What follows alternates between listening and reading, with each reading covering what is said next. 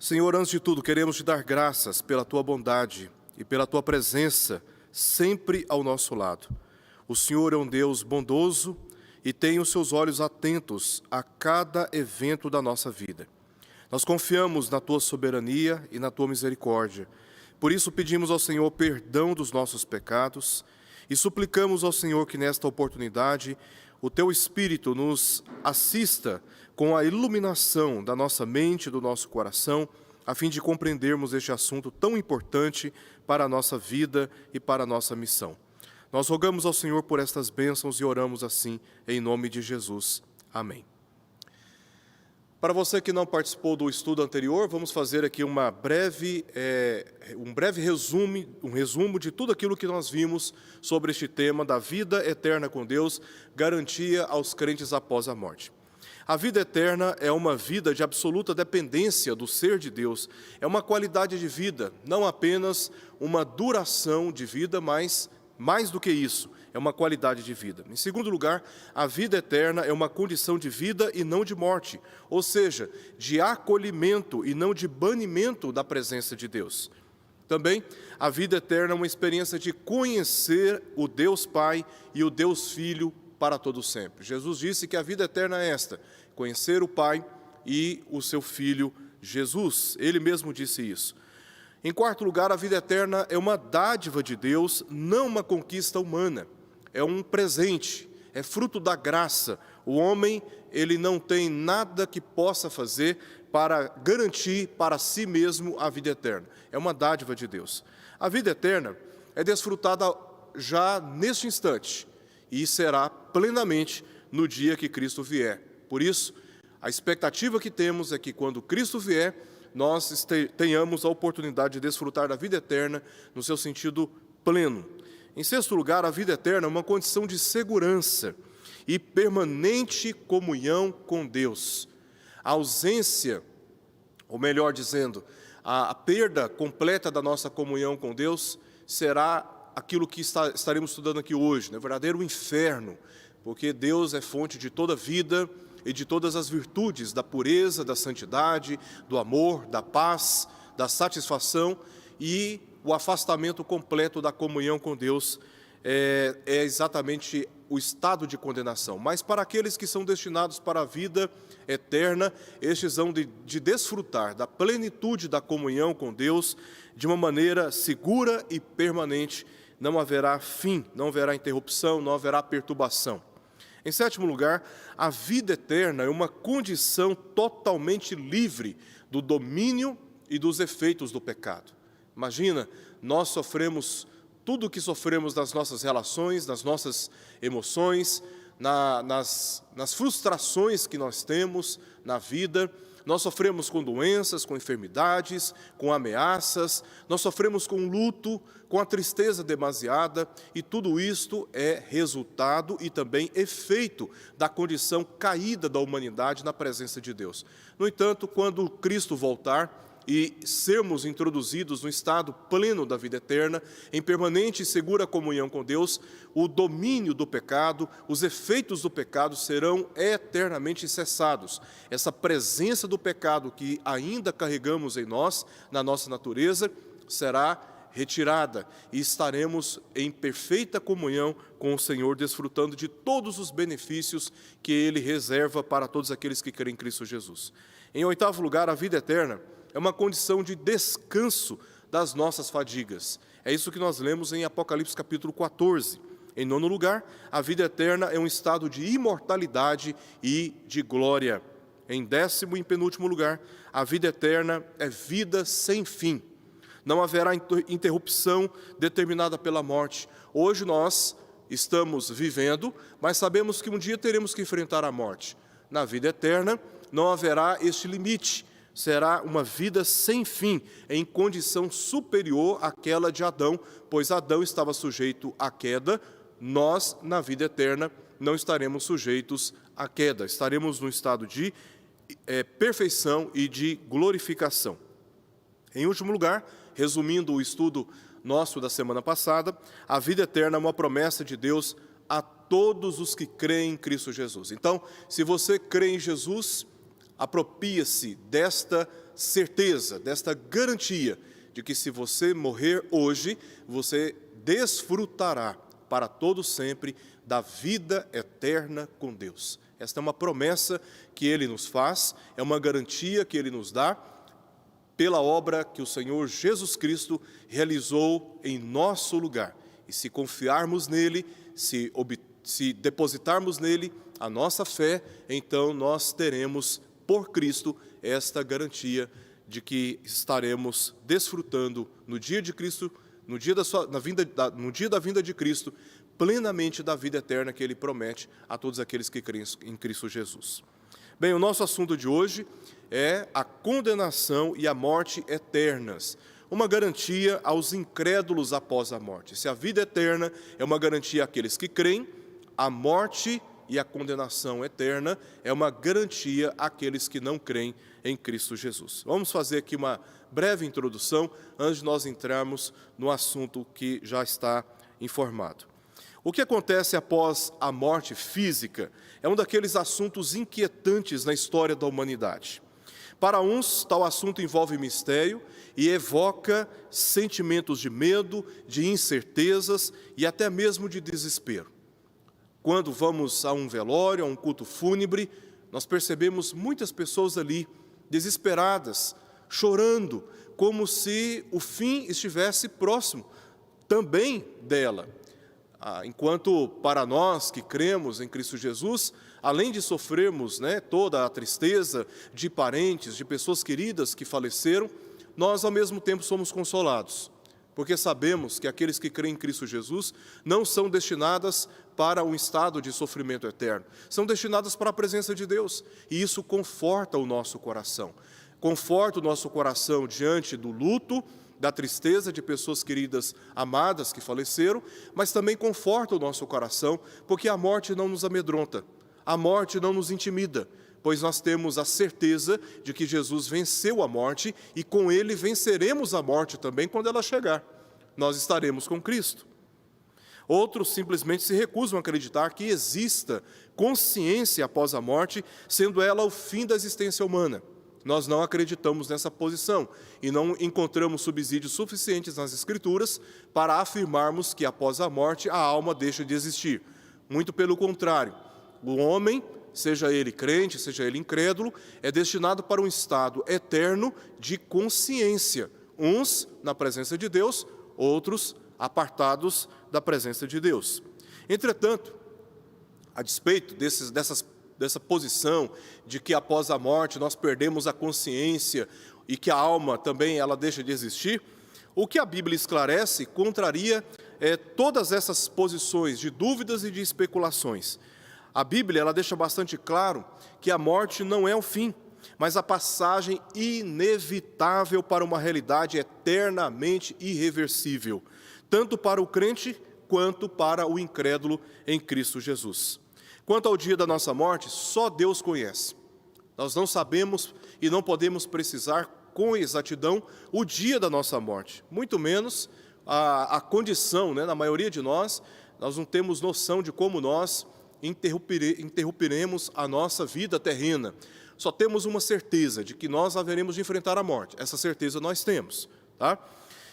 A única certeza que possuímos é que esse dia está chegando, é só uma questão de tempo. Só uma questão de tempo. Eu estou falando com vocês neste momento, mas eu não sei o meu dia de amanhã. Pode ser que amanhã eu não esteja aqui, E vocês podem ter toda certeza e consolo que eu estarei na presença do meu Deus, porque eu creio em Cristo Jesus e tenho certeza de que Jesus, o que Ele fez na cruz, foi suficiente para me dar a garantia da vida eterna.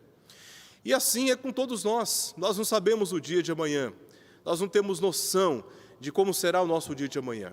Só temos uma certeza, a certeza de que nós ainda teremos que enfrentar a morte. É só uma questão de tempo. Firmemente a Bíblia adverte a buscar o Senhor enquanto Ele pode ser achado, e invocá-lo enquanto Ele está perto, pois vem tempos em que não será mais possível. Este é o tempo da oportunidade que eu e você temos para buscar o Senhor, para invocar o seu nome, para pedir a Ele socorro pois sofremos demasiadamente com o pecado e com seus efeitos. Mas se a morte chegar, ou se Cristo vier a qualquer momento, então não haverá mais oportunidade para invocar o nome do Senhor. É hora de prestação de contas, é hora de nos apresentarmos diante do Senhor com as nossas obras, o que nós fizemos das nossas obras. Então, este é o tempo da misericórdia, é o tempo da longanimidade, da bondade, é o tempo da graça, onde todo aquele que invocar o nome do Senhor será salvo. É o tempo da oportunidade. Mas este tempo, como já foi dito, é um tempo limitado. Quando a morte chegar, ou quando Cristo se manifestar, não haverá mais oportunidade para invocar o nome do Senhor. Bem, considerando, este é o tempo de crer em Jesus e de confiar na sua obra redentora, abandonando o pecado e servindo a sua vontade. Considerando que Ele é o único que, após a morte física, pode destinar os crentes para a vida eterna com Deus e manter sob eterna condenação os incrédulos nele.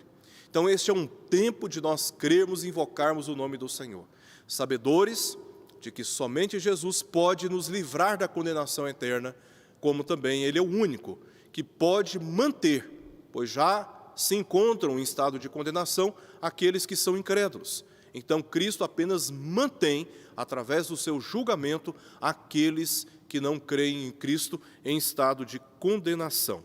Assim como Jesus e Estevão, o apóstolo Paulo estava certo que logo após a morte, o crente vai imediatamente para a presença de Deus, onde todos são apresentados perante um tribunal. Olha o que ele diz em 2 Coríntios capítulo 5, verso 10. Porque importa que todos nós compareçamos perante o tribunal de Cristo, para que cada um receba segundo o bem ou o mal que tiver feito por meio do corpo. Ou, em outras palavras, o bem ou mal que tiver feito enquanto vivendo na vida terrena, na condição física carnal. Tá? Então, neste tempo de vida, tudo o que nós fazemos, tudo o que nós pensamos, nós haveremos de prestar contas ao Senhor. E Paulo deixa bastante claro que este é um dia que se aproxima. Nós todos haveremos de nos apresentar, de sermos apresentados perante o tribunal. Os crentes já foram julgados pela expiação de Cristo na cruz. Jesus, quando morreu naquela cruz e derramou o seu precioso sangue, ele estava ali fazendo expiação pelos pecados de muitos. E Deus, pelos méritos da sua obra sacrificial, expiatória ou substitutiva, estava imputando a sua justiça a todos os que nele creem. E ainda está imputando a justiça àqueles que creem em Cristo. Então, por Cristo, os crentes são justificados, em Cristo, os crentes são julgados. Então, o que eles recebem e hão de receber é apenas a sentença de absolvição e herança eternas, conforme lemos em Mateus, na parábola dos talentos, Mateus capítulo 25, versos 21 ao verso 23. Servo bom e fiel, foste fiel no pouco, sobre muito te colocarei, entra no gozo do teu Senhor. É a sentença de absolvição daqueles que creram em Cristo Jesus e aguardaram pela sua vinda. Estes receberão essa sentença de absolvição e serão introduzidos ao estado de glória como herança dada por Deus pela obra de Cristo Jesus. Quanto aos incrédulos e rebeldes para com Deus, estes ouvem a sentença irreversivelmente condenatória e são destinados para o sofrimento. Na mesma parábola dos talentos de Mateus capítulo 25, versos 24 a 30, vemos agora Deus em Cristo punindo os incrédulos, cujo estado é de tormentos intermináveis. Imagina a pessoa sendo submetida a um estado de sofrimento, e este sofrimento, ele é interminável. Pois bem, é isto que está sendo reservado para aqueles que são incrédulos, não acreditam, e aqueles que são rebeldes, que conhecem a verdade, mas negam a verdade, preferindo seguir outro caminho, senão o caminho de Cristo. O sofrimento é inevitável para estes segundo o testemunho das Escrituras. Portanto, enfrentar a morte sem ter a vida justificada pelo sangue de Jesus Cristo é enfrentar a solidão divina e de qualquer sinal da bondade de Deus. A palavra de Deus adverte essa geração para que creia em Jesus e se arrependa dos seus pecados. Nós estamos, não somente nós aqui da primeira igreja presbiteriana de Goiânia, mas igrejas no mundo inteiro, crentes no mundo inteiro, missionários espalhados no mundo inteiro, têm sido instrumentos do Espírito de Deus para proclamar esta verdade, esta advertência, este aviso. Esta geração tem sido advertida a crer em Jesus Cristo, a se arrepender dos seus pecados, se convertendo para uma vida de obediência à vontade do Senhor, pois o dia se aproxima em que não haverá mais possibilidade de arrependimento, e sim de juízo, de julgamento. Então, você que me ouve nesta noite, eu apelo a você, desde antes de entrarmos aqui no assunto central que está proposto, que você dê o máximo de atenção às Sagradas Escrituras, pois elas dão testemunho da verdade, elas dão testemunho da obra de Jesus Cristo, e é em Jesus Cristo que você, como eu, obtemos tão grande salvação. Precisamos crer em Cristo e andar nos seus caminhos, nos arrependendo dos nossos pecados, para que, pela graça de Deus, sejamos livrados da condenação eterna, do julgamento que se aproxima. O Evangelho significa boas notícias. Quando anunciamos, estamos indicando o caminho da salvação, a esperança em meio ao caos que o pecado gerou na nossa vida e, portanto, na sociedade. E esta é a boa notícia do Evangelho. 1 João capítulo 5, versos 11 e 12, que Deus nos deu a vida eterna, e esta vida está no seu Filho. Aquele que tem o Filho tem a vida eterna. Aquele que não tem o Filho de Deus não tem a vida. Veja que não há neutralidade.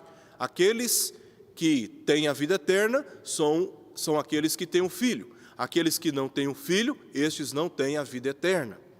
Jesus mesmo disse, no Evangelho de Mateus, que quem comigo não ajunta, espalha. Não há neutralidade, não há possibilidade de viver em cima do muro. Não há possibilidade de viver na neutralidade. Ou nós pertencemos a Deus e andamos nos caminhos de Cristo, ou nós negamos a Deus e recusamos o caminho de Cristo. E sofremos os efeitos de cada uma dessas decisões. Então, esta é a boa notícia. Aquele que tem um filho tem a vida eterna. Outra passagem, Hebreus capítulo 9, versos 27 e verso 28. E assim como aos homens está ordenado morrerem uma só vez, então não existe possibilidade do homem morrer e voltar a viver uma outra vida. Não, ele está destinado a morrer uma única vez. Vindo depois disto, o juízo. Ele morreu, ele é imediatamente destinado a julgamento. Assim também Cristo, tendo se oferecido uma vez para sempre para tirar os pecados de muitos, aparecerá a segunda vez, sem pecado, aos que o aguardam para a salvação. Esta é a nossa esperança. Nós cremos em Cristo e o aguardamos para a nossa salvação final. Nós fomos salvos, os efeitos eternos dos nossos pecados, a condenação eterna foi removida de sobre nós. Paulo diz isso em Romanos capítulo 8, verso 1, não há mais nenhuma condenação sobre os eleitos de Deus. Então, em certo sentido, já fomos salvos, em outro sentido, estamos sendo salvos, processo da nossa santificação, ainda o pecado está presente na nossa natureza, embora os seus efeitos eternos tenham sido anulados, e na vinda de Cristo seremos salvos. É quando a salvação ela alcançará o seu propósito final, de termos o nosso corpo transformado e sermos congregados à presença de Deus, sem qualquer sinal do pecado da nossa natureza, para desfrutarmos da plena comunhão com Deus. E é nesse sentido que os que aguardam Cristo para a salvação, estes obtêm a promessa e a garantia de que o sacrifício de Jesus realmente foi suficiente e o efeito da obra de Cristo será sentido por toda a eternidade. Ele veio primeiramente para sofrer toda a condenação no lugar daqueles que nele creem, a fim de livrá-lo do iminente juízo. Jesus veio a primeira vez para que, crendo nele, eu e você sejamos justificados pelo seu sangue perante Deus e assim a condenação eterna ser anulada e sermos declarados justos, santos na presença do Senhor. Esta foi a finalidade da primeira vinda de Cristo. Quando ele voltar, voltará para nos resgatar e também para julgar todos os seus inimigos. Vimos aqui na semana passada o princípio da relação do homem com Deus. No princípio, o homem estava em comunhão com Deus, mas por causa do pecado, ele sofreu danos profundos na sua alma e na sua relação com o Senhor. Em Isaías 59, verso 2, nós lemos que as nossas iniquidades fazem separação entre nós e o nosso Deus. É isso que a Bíblia, em certo sentido, chama de morte, separação. O homem perdeu a capacidade de se relacionar com Deus como antes, porque ele se tornou corrompido pelo pecado, manchado pelo pecado, se tornou impuro por causa do pecado. Deus, sendo santo, não pôde mais ter o mesmo nível de comunhão com o homem. Paulo diz em Romanos 3:23 que todos pecaram e carecem da glória de Deus, e no capítulo 6, verso 23, ele diz que o salário do pecado é a morte. Então, o que o homem herda com o pecado é um estado de morte, tanto física. O homem passou a ter uma vida terrena limitada, a partir do momento que ele é privado da árvore da vida, e espiritualmente o homem sofre também com a morte, porque ele perde a capacidade de se relacionar com Deus na comunhão que ele experimentava antes do pecado. E morrendo fisicamente, o homem ele é destinado para um estado eterno de separação de Deus. Então, a morte que Paulo se refere aqui em Romanos 6, verso 23, é uma morte tanto física, como também uma morte de natureza espiritual, que tem relação com a sua separação eterna da comunhão com Deus, mesmo quando, depois da sua morte física, esteja em estado de consciência e, na vinda de Cristo, o seu corpo seja ressuscitado para, enfim, experimentar a separação e o banimento da presença de Deus para todo sempre. Então, esse é o grande problema da humanidade. Estamos diante de uma verdade irrefutável, de que o problema central do homem e da sociedade como um todo é o pecado. É o pecado. Esse é o grande problema. No entanto, Deus, ele providenciou uma solução. O homem, ele falhou, o homem caiu do seu estado de perfeição. Ele foi feito perfeito, conforme lemos em Eclesiastes, capítulo 7, se não me falha a memória, mas ele se meteu em muitas astúcias, ele perdeu o caminho, ele perdeu a direção na vida e na relação com Deus. Mas Deus, sendo rico em misericórdia e amor, enviou Jesus Cristo como uma ponte para reconciliar o homem consigo mesmo. Então, Cristo é a solução, é o único caminho, a verdade e a vida. E ninguém se achega ao Pai se não for por meio de Jesus Cristo. Ele é a grande solução para a minha vida e para a vida de todos nós. O resultado desta fé em Cristo Jesus é o retorno a um relacionamento com Deus e a certeza da vida eterna. Ele diz, João, na sua primeira epístola, no capítulo 5, versos 11 ao verso 13, Deus nos deu a vida eterna e esta vida está no seu Filho. Aquele que tem um filho tem a vida, aquele que não tem um filho de Deus não tem a vida. Essas coisas vos escrevi, a fim de saberdes que tendes a vida eterna, a vós outros que credes em o nome do Filho de Deus. Jesus é a grande solução para que nós experimentemos esta garantia da vida eterna e da comunhão com Deus novamente. No entanto, quando o homem recusa a Jesus, ele está recusando a solução para a sua vida. E o resultado disso é que o problema permanece. O problema dele com Deus permanece. Tá? Esse é o grande problema. E aqui, a partir daqui, nós vemos o estado de condenação que o homem já começa a experimentar e que ele há de experimentar eternamente após a sua morte física. E a realidade é esta. É certo que alguns tentam negar a realidade dessa futura condenação, argumentando a favor da virtude de que Deus, sendo amoroso, nunca condenaria pessoas para um estado de tormento. Quantas e quantas vezes já ouvimos falar sobre isso? Já ouvi até pastor falar que ninguém será enviado para o inferno porque Deus é amor e não permitirá que ninguém seja destinado para um estado de sofrimento eterno. Esse é um tremendo engano. Isso é uma heresia. Porque a virtude de Deus ser amoroso não nega o fato de que Deus, Ele é santo e é justo. Aliás, o amor de Deus não é um amor conforme nós concebemos numa sociedade corrompida pelo pecado. O amor de Deus é perfeito de tal modo, conforme lemos em Hebreus capítulo 12, que Ele disciplina o seu povo. O texto diz que Ele disciplina quem ama. A disciplina é uma forma de julgamento, é uma forma de tratamento do comportamento errado, de correção. O amor de Deus não exclui da parte de Deus ações disciplinadoras. Deus, Ele disciplina o seu povo e Ele também julga as nações. Ele julga todo aquele que contra Ele se rebela.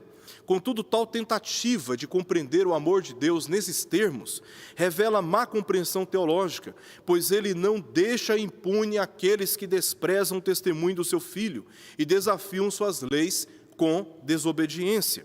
O amor e a justiça de Deus estão unidos na mesma pessoa, salvando os crentes e condenando os incrédulos.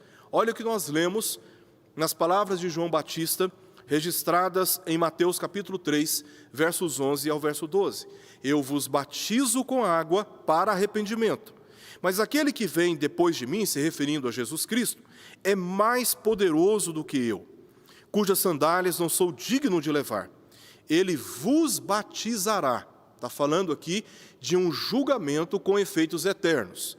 Ele vos batizará com o Espírito Santo e com fogo. Ou seja, existem duas maneiras pelas quais Jesus trouxe julgamento e há de revelar esse julgamento eterno, com Espírito Santo e com fogo. A sua pá ele a tem na mão e limpará completamente a sua eira.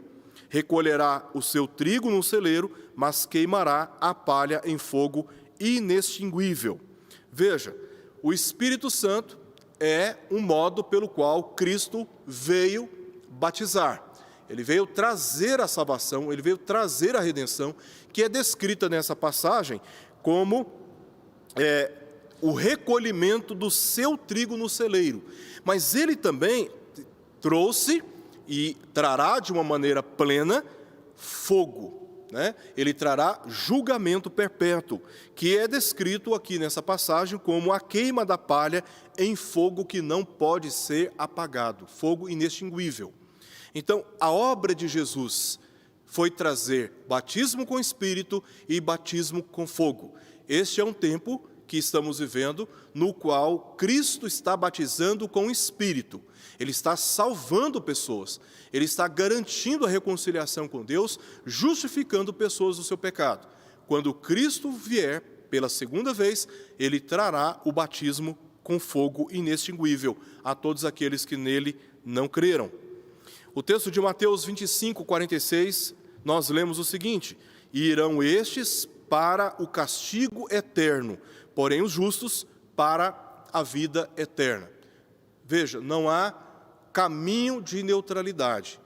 Ou somos destinados para a vida eterna com Deus, ou somos destinados para um estado de castigo eterno. Estado de castigo eterno. Esta é a realidade que a Escritura nos traz a respeito da vinda de Cristo. E 2 Pedro 2,9 nós lemos: e porque o Senhor sabe livrar da provação os piedosos e reservar sob castigo os injustos para o dia do juízo. Então, o Senhor sabe reservar, é o que eu estou destacando, reservar sob castigo os injustos para o dia do juízo. Quem são os injustos aqui? Aqueles que não foram justificados pelos méritos da expiação de Cristo na cruz.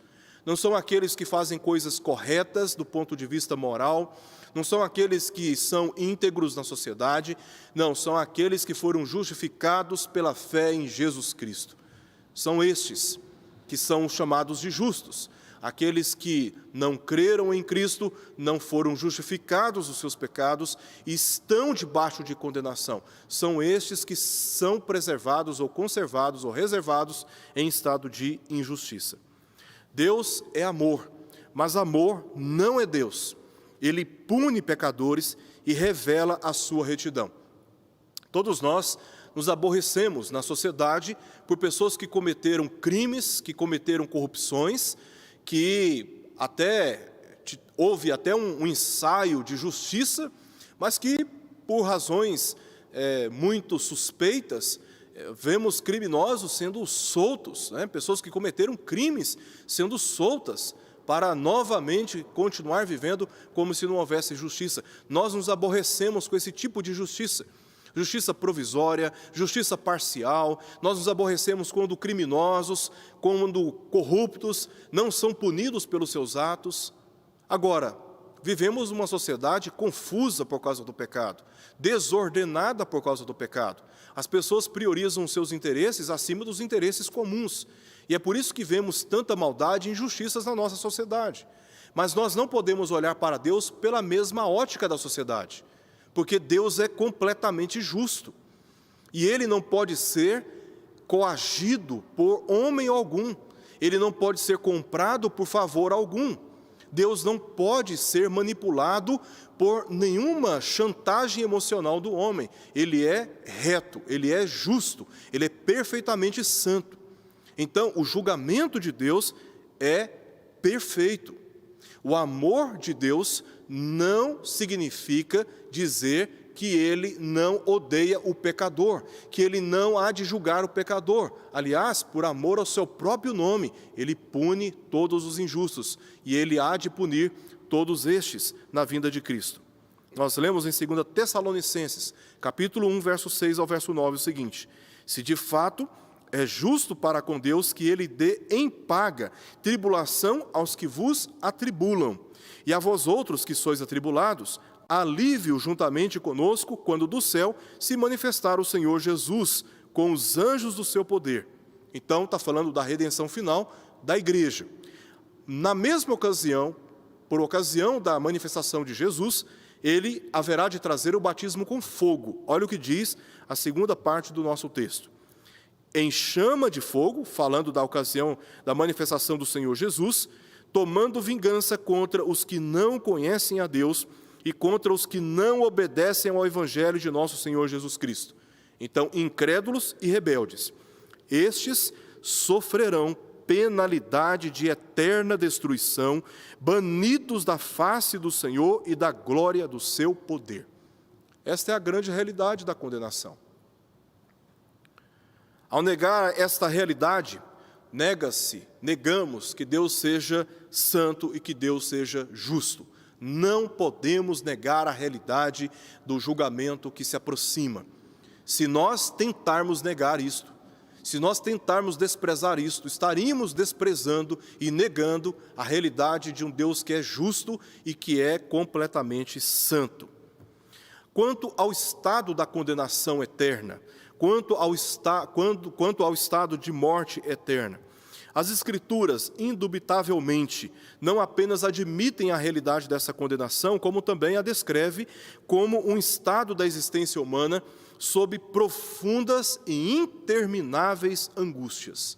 É bastante dramático o que temos por parte das Escrituras sobre estes sofrimentos intermináveis, essas angústias intermináveis que estão reservadas para os incrédulos e rebeldes. Primeiro, nós lemos em Mateus capítulo 25, verso 30, a fundamentação aqui desta afirmação. E o servo inútil, lançai-o para fora, ou seja, está sendo retirado da presença de Deus, nas trevas, porque Deus é fonte de toda luz. Se afasta de Deus, encontra-se as trevas. Ali haverá choro e ranger de dentes. Imagina A tamanha angústia, né? A ponto de você ranger os dentes.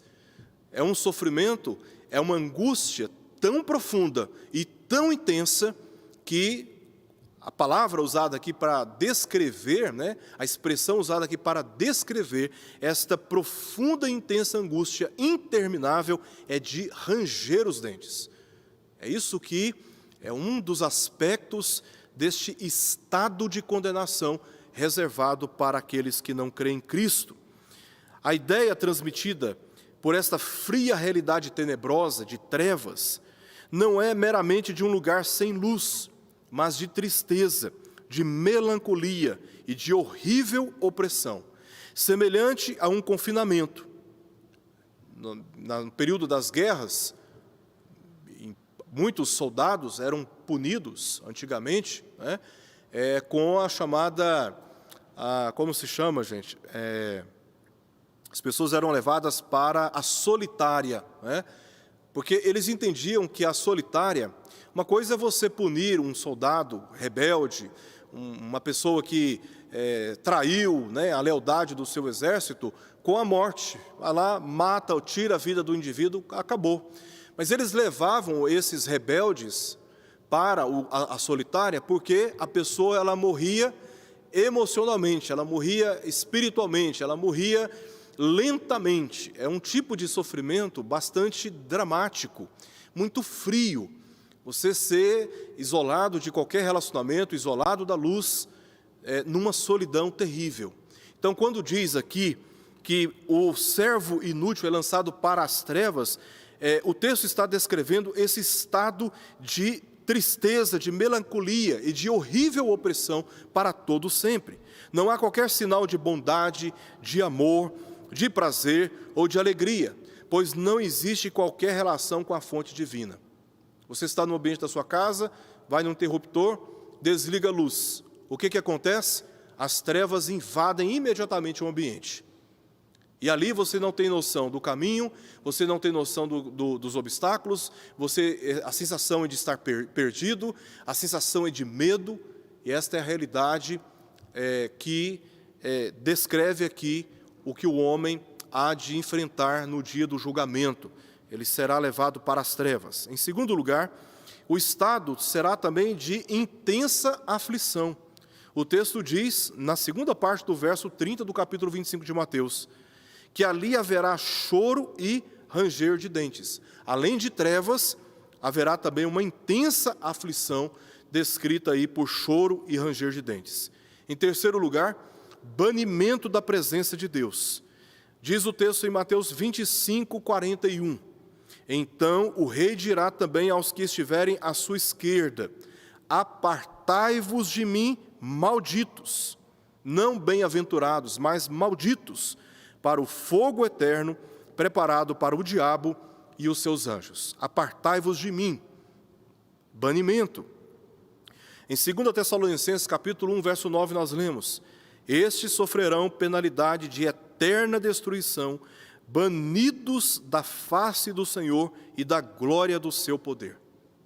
É muito desesperador imaginar uma cena como esta, de pessoas tendo interrompida a sua vida terrena, diante de Deus, ouvir uma sentença como esta: apartai-vos de mim, malditos, e serem destinados para um estado de intensa aflição, de banimento da presença de Deus nas trevas.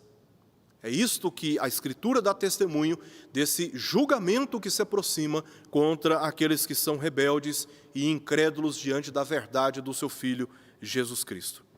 Agora, vamos para a descrição do lugar. Nós vimos aqui a realidade, vimos o estado, agora o lugar para onde são destinados todos aqueles que permanecem em estado de condenação eterna. As Escrituras descrevem a realidade, o estado, mas também o lugar para onde os incrédulos são destinados a sofrer os eternos flagelos da ira de Deus. A descrição mais conhecida é a do inferno. Ouvimos falar essa palavra com mais frequência.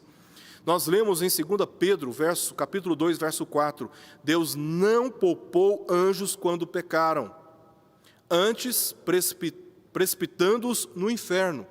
Pedro está fazendo ali uma advertência de que Deus não poupou os anjos, precipitando-os no inferno, tampouco haverá de poupar os falsos mestres. Eles também serão destinados para o inferno. A palavra inferno que aparece aqui é tartaraô, ou tártaro, tendo como referência a morte. Então, inferno tem uma referência de um local de morte, como as passagens que nós lemos aqui. Em Salmo, capítulo 16, número 16, verso 10, diz assim: pois não deixarás a minha alma na morte. Essa é uma outra palavra no hebraico que se relaciona com a palavra inferno, Sheol, tá? Ou Seol, como alguns pronunciam. Outra passagem, Atos capítulo 2, verso 27. Porque não deixarás a minha alma na morte, nem permitirás que o teu santo veja a corrupção. A palavra morte que aparece aqui é Hades, outra palavra agora na língua grega relacionada com este inferno, este local para onde a alma é destinada. Veja que o texto diz, minha alma na morte, minha alma na morte. E aqui em Atos 2, 27, se referindo a Hades, essa é a palavra Hades. Então é um lugar de morte, é um lugar de sepultura, onde os mortos são colocados. Também como referência a uma sepultura espiritual e profunda. Provérbios 5, verso 5. Os pés descem à morte, os seus passos conduzem-na ao inferno. Veja que na linguagem de Provérbios 5:5, do paralelismo hebraico, né, da literatura hebraica, a palavra morte está em paralelo com a palavra inferno. Então, é uma sepultura, é como uma sepultura, onde os mortos são colocados. Tá?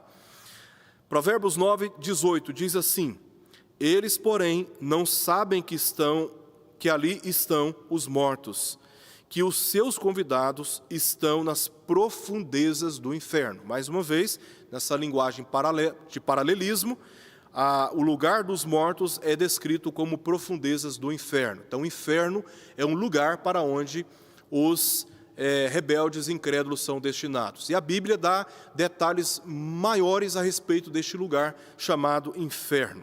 Tá? O inferno é claramente um lugar primeiro, um lugar de castigo.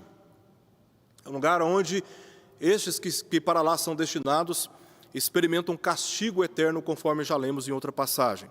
No Salmo número 9, verso 17, nós lemos: os perversos serão lançados no inferno e todas as nações que se esquecem de Deus. Então, é um lugar para onde são levados para sofrerem castigo.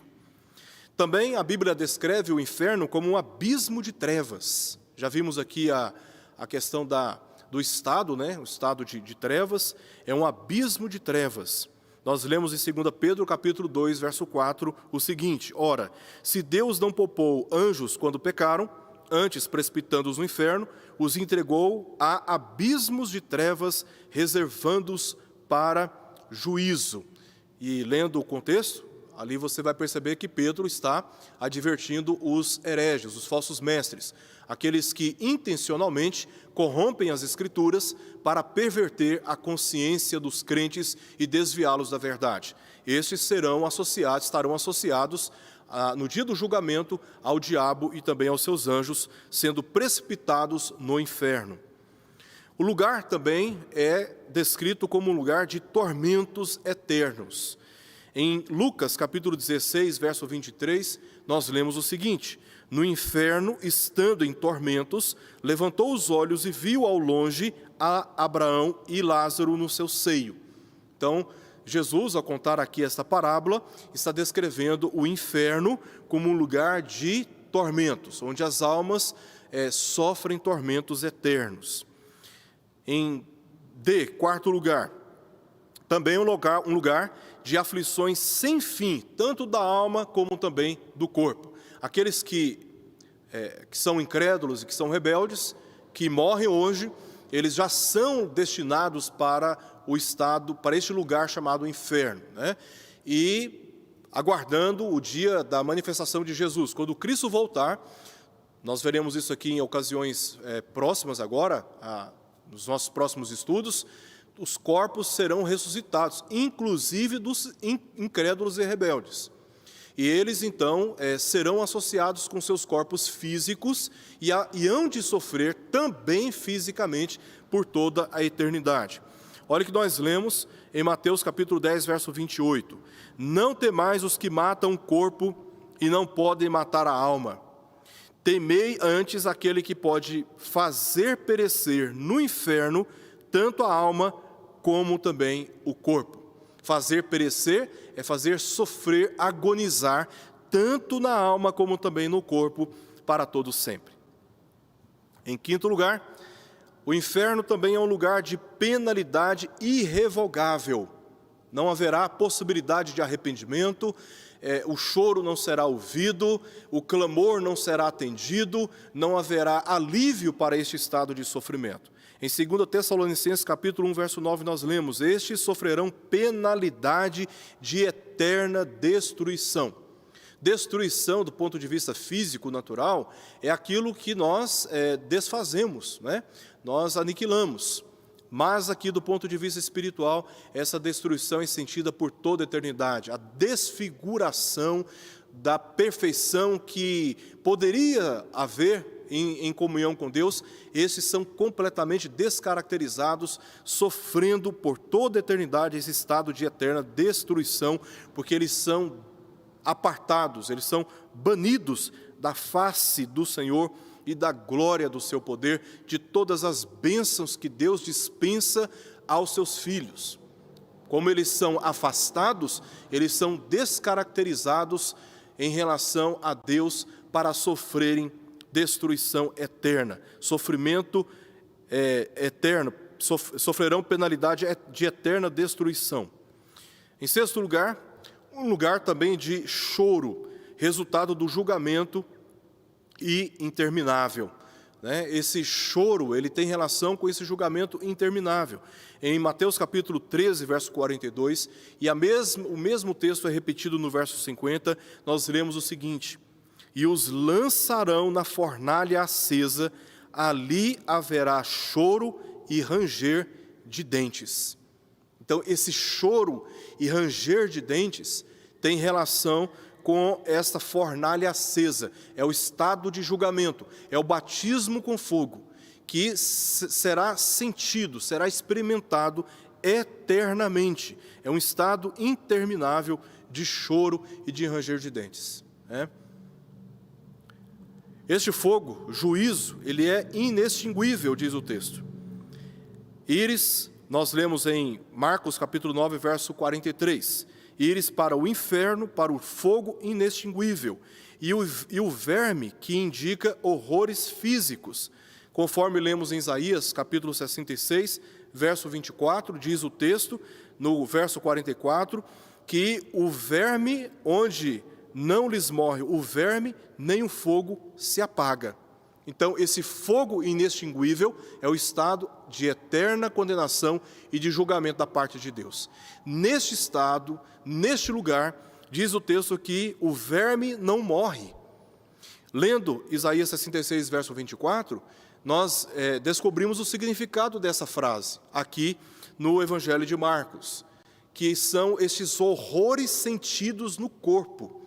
Então, é um estado de julgamento, de juízo, de penalidade, tanto da alma como também do corpo. Os crentes, eles estão sujeitos ao sofrimento dessa vida terrena. Todos nós estamos sofrendo com essa pandemia. E muito antes dessa pandemia, nós que somos o povo de Deus, crentes em Cristo Jesus, já estávamos sofrendo muitas outras coisas, Nós sofremos com problemas morais, nós sofremos com problemas relacionais, nós sofremos com problemas econômicos, familiares, nós sofremos com problemas profissionais, nós sofremos com problemas físicos relacionados a enfermidades, a doenças, a angústias da alma. Todos nós estamos sujeitos a sofrimentos e tribulações. As catástrofes naturais da natureza que acontecem, não acontecem apenas para aqueles que são ímpios, aqueles que são rebeldes, aqueles que são incrédulos. A igreja está sujeita a sofrer tudo isso também. nós estamos atravessando a chamada tribulação, cujo encerramento se dará pela manifestação gloriosa e última de Jesus Cristo. Esse é o período da grande tribulação. Mas o nosso consolo é que Cristo reina soberanamente no meio do seu povo. Por isso, Ele preserva o seu povo e Ele garante que o seu povo chegue até o objetivo final, conforme Paulo dá testemunho da sua própria vida. Se nós enfrentarmos a morte, nós estaremos com o Senhor. Se Cristo vier antes de experimentarmos a morte, também estaremos com o Senhor, porque os nossos corpos serão transformados e seremos reunidos com os outros santos que já se encontram na presença de Deus. Então, nessa vida terrena, todos nós sofremos. Esse é o motivo do nosso choro. Mas Deus nos enxugará toda lágrima na vinda de Jesus Cristo. É isso que nós lemos no Salmo de número 30, verso 5. Porque não passa de um momento a sua ira. O seu favor dura a vida inteira. Ao anoitecer, pode vir o choro, mas a alegria vem pela manhã. A alegria vem pela manhã. Eu quero, partindo aqui para o encerramento do nosso estudo, trazer essa palavra de conforto, de consolo para você que crê em Cristo Jesus. Que embora nós tenhamos motivos para chorarmos, para enlutarmos, para nos entristecer, para nos frustrar nessa vida terrena, nós temos uma promessa de que este é um período em que nós choramos, nós lamentamos, nós sofremos, mas o Senhor haverá de trazer conforto a todos nós, porque a alegria vem ao amanhecer, ou seja, quando Cristo vier.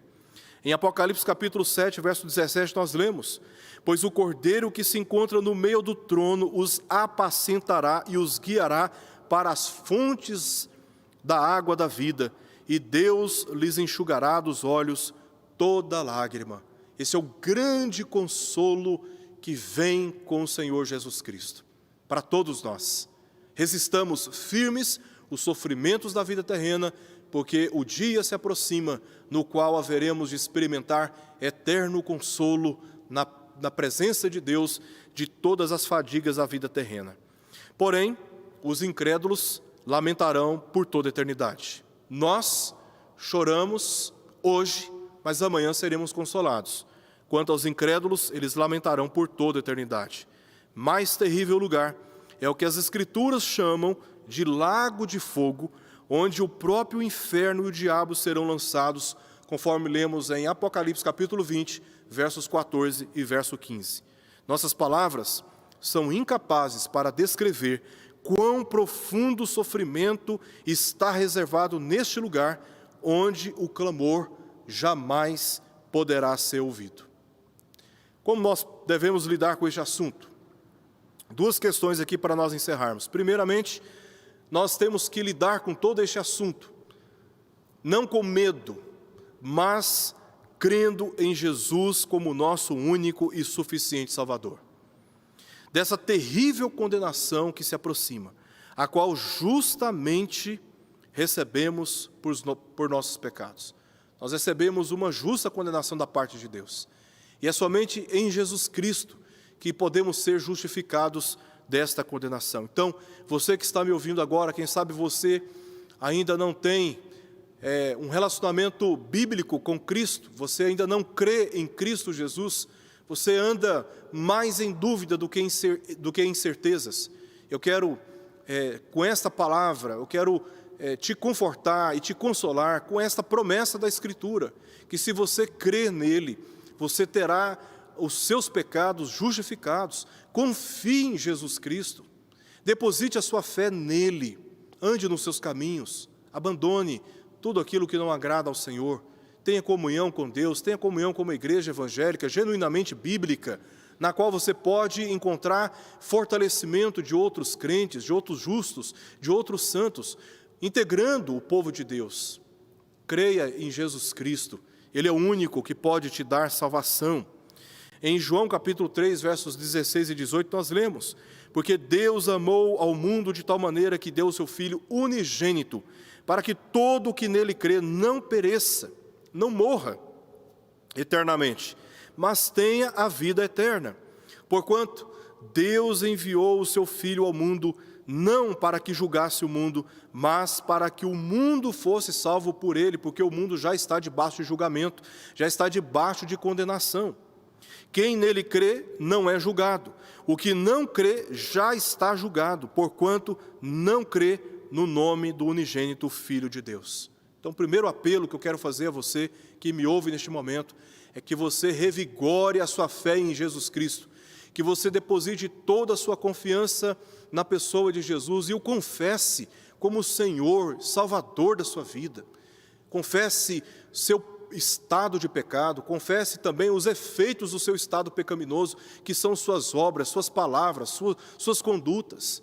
Busque se arrepender de cada uma dessas condutas na presença de Deus, certo de que, embora a vida terrena reserve sofrimentos para todos nós, na vinda de Cristo, nós estaremos descansando das nossas fadigas. Então, neste momento, confie em Jesus e deposite a sua fé nele somente. Em segundo lugar, advirtamos esta geração para que creia em Jesus e se arrependa dos seus pecados, a fim de que, crendo pela graça de Deus, seja salva. Que Deus encha os nossos corações de temor diante desse assunto tão dramático e tão assustador, que Ele encha os nossos corações de temor para nos convertermos dos nossos maus caminhos e vivermos a vida obedientemente ao seu chamado glorioso do Senhor.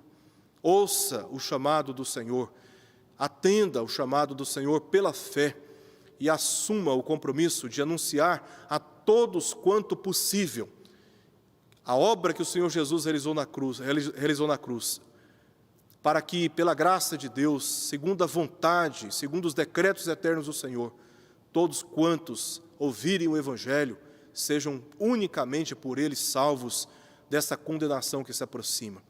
Lembre aí dos seus pais, lembre aí dos seus irmãos, lembre aí dos seus amigos e quantas pessoas nas redes sociais que precisam ouvir o Evangelho. Não perca tempo. Proclame a verdade, proclame o Evangelho, anuncie as boas novas da salvação em Cristo Jesus. Faça isso por amor a Deus, em obediência ao chamado, cumprindo a missão de levar adiante a verdade a todas as nações. Que Deus encha, como já foi dito, os nossos corações de temor para vivermos uma vida cada vez mais santa na sua presença, cada vez mais comprometida com a comunhão com Ele e com a comunhão com o seu povo. Que Deus assim abençoe a todos nós, segundo a sua própria graça e a sua misericórdia. Vamos orar? Senhor Deus, eu quero te agradecer imensamente pela oportunidade que Tu nos dás de estudarmos a Tua palavra e de sermos por ela confrontados na nossa religiosidade ou ausência dela. Queremos declarar com os nossos lábios que o Teu Filho, Jesus, veio ao mundo em carne. Ele nasceu de uma virgem e Ele veio para padecer na mão de pecadores, com destino até a cruz, onde Ele ali entregou o Seu Espírito, sendo sacrificado por pecadores como eu e tantos que neste momento me ouvem. Nós queremos confessar que o Teu Filho, ao derramar o Seu sangue naquela cruz, foi suficiente no nosso lugar para nos justificar dos nossos pecados. Nós declaramos a nossa fé nele, a nossa confiança nele. Ele foi retirado daquela cruz, sepultado, e ao terceiro dia ressuscitou dentre os mortos gloriosamente, e ascendeu aos céus onde está sentado à tua destra, de onde há de vir para julgar crentes e incrédulos. E nós aguardamos ansiosamente a vinda do teu Filho, pois sabemos que na manifestação do Senhor Jesus, nós haveremos de ser completamente salvos do pecado e dos seus efeitos, e estaremos eternamente na tua presença para desfrutarmos de todo o poder e glória que o Senhor dispensa sobre o teu povo. E nós aqui rogamos, ó Deus, por aqueles que ainda não creem em Cristo, que neste tempo de salvação, neste tempo de invocar o nome do Senhor, eles, ó Deus, possam ser convencidos pelo teu Espírito e possam com seus lábios confessar a Jesus e andar em conformidade com esta fé. Oramos, ó Deus, pelos nossos parentes, amigos, oramos por todos quantos temos contato através das redes sociais, que o Senhor use a vida de cada um de nós como o teu povo militando, ó Deus, nesta vida terrena, levando adiante a palavra da verdade, o testemunho do Teu Filho Jesus Cristo. Nós assim oramos e pedimos a Tua bênção sobre nós, em nome de Jesus. Amém.